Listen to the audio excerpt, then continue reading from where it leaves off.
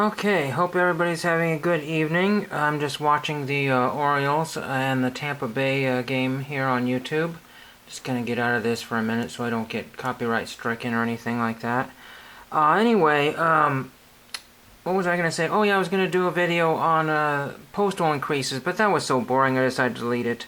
Who cares? Stamps are going up and lots of other postages are going up, you know, that sort of thing. So big whoop. Postcards are going to go to 41 cents or I don't know, something like that. Who knows? But anyway, I just thought I'd do something off the wall here, and I was just going through some patches I had here. And the last time I was at the Goodwill bins, somebody found me a Scout shirt.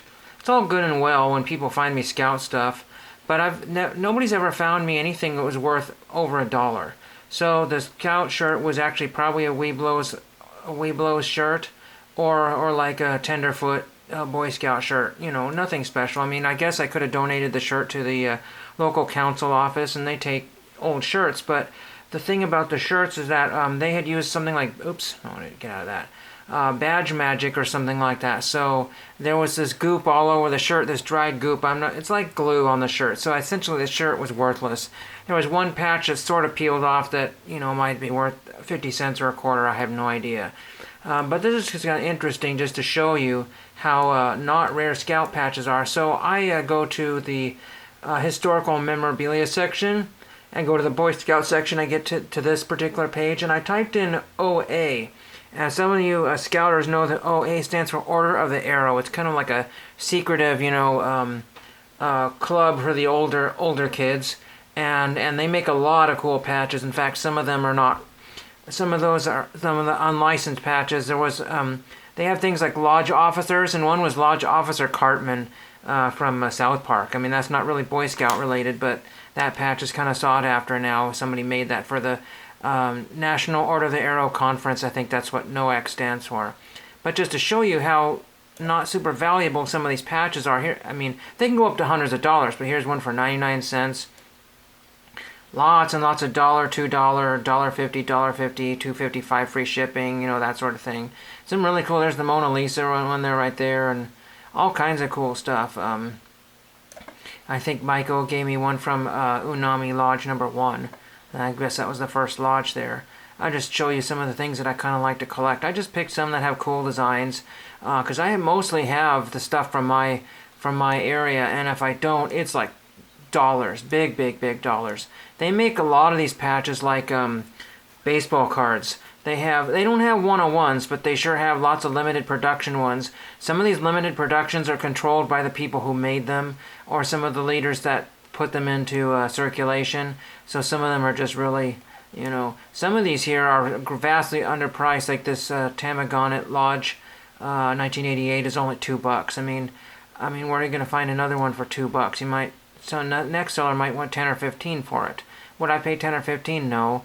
But it just shows you, and like I said, every time somebody finds me Scout stuff, it's usually Cub Scout or Webelos. One of the reasons I never find any Boy Scout stuff anywhere in the entire valley here is because I think the council office has a deal with a lot of the local thrift stores. If the Scout stuff comes in, then they will either purchase it or have it donated directly to the Scouts, and that's nice.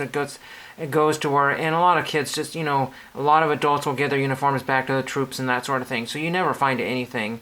Rarely do I ever find patches. I haven't found Scout patch since, well, a few days ago, but it's not anything to write home about. I don't know why I'm blathering on about this. I mean, I've got probably thousands, probably 2,000, 3,000, 4,000 patches. Probably not even that many, but I've got about 5 or 6 binders and just boxes of these turkeys, because if you buy them in bulk, they're not $1 a piece. They're more like, you know, a quarter a piece, if that. So, oh yeah, this one's one I'm looking at here, and I'll just show you the coolness factor of some of these here.